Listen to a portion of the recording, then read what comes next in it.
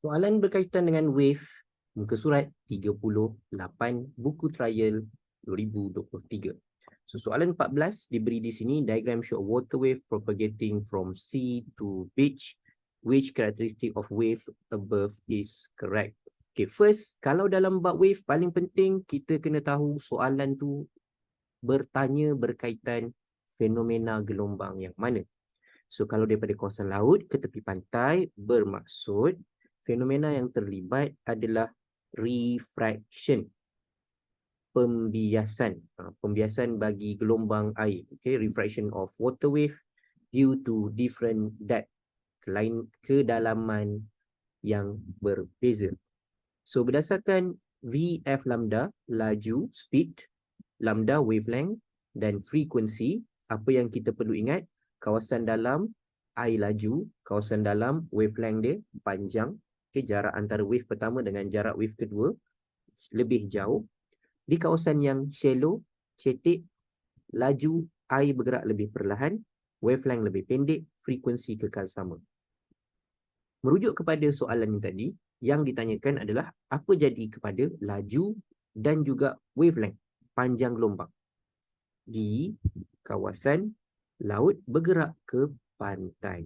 Maka daripada laut ke pantai, lajunya berkurang, panjang gelombang turut berkurang.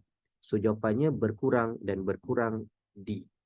Okey, boleh rujuk kepada nota ini di kawasan yang shallow, kawasan yang cetek. Okey. So ini bahasa Melayu. Alright, nota yang sama, pembiasan gelombang air. Yang tidak berubah adalah frekuensi. Okay, yang kedua, Raja menunjukkan satu penghadang ombak. Alright, diberi di situ penghadang ombak. Apa yang perlu kita fahami pada penghadang ombak tersebut? Apakah fungsi bukaan di antara penghadang ombak? Alright. Ini menunjukkan fenomena diffraction. Ataupun dalam bahasa Melayunya adalah fenomena pembelauan. Bagaimana gelombang tersebar apabila melalui celah ataupun halangan. So, kita lihat pada fenomena pembelauan, diffraction di sini. Okay, pembelauan, penyebaran gelombang apabila melalui celah ataupun halangan, VF lambda tidak berubah. Okay, VF lambda tidak berubah. Yang berubah adalah arah dan juga tenaga berkurang. Okay, selepas melalui celah, gelombang itu disebarkan, lajunya, frekuensinya, panjang gelombangnya tidak berubah, tenaga ataupun amplitude berkurang. So, kita rujuk kembali kepada soalan, apakah fungsi penghadang ataupun gap tersebut?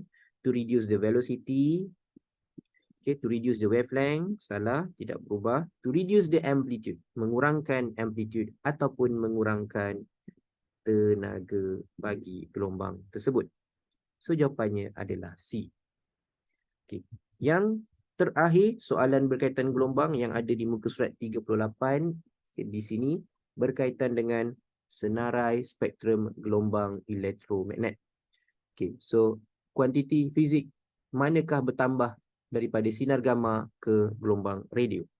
Berdasarkan nota, okay, dari sinar gamma ke gelombang radio yang bertambah adalah panjang gelombang menaik, ataupun in English we call it as increasing wavelength. Daripada gamma ke radio, increasing wavelength. Yang tidak berubah adalah speed, laju. Kerana semua bergerak dengan speed of light. All electromagnetic wave, semua gelombang elektromagnet itu bergerak dengan laju cahaya. Okay, ni cikgu senaraikan juga akronimnya. Radi, may I visit your ex-girlfriend untuk mengingat spektrum gelombang elektromagnet. So, berdasarkan soalan ini, yang berubah dan bertambah, yang bertambah adalah panjang gelombang. Yang berkurang adalah frekuensi. Kerana frekuensi paling tinggi adalah sinar gamma, panjang gelombang, wavelength paling pendek adalah gamma. Okay, radio, wavelength, panjang gelombang paling panjang dan frekuensi lebih rendah. Yang kekal sama adalah speed, kerana semua gelombang elektromagnet bergerak dengan laju cahaya 3 kali 10 kuasa 8 meter per saat. Okay, so itulah soalan bagi bab gelombang di muka surat 38 compilation trial. Okay. Terima Jumpa lagi video akan datang. Bye-bye.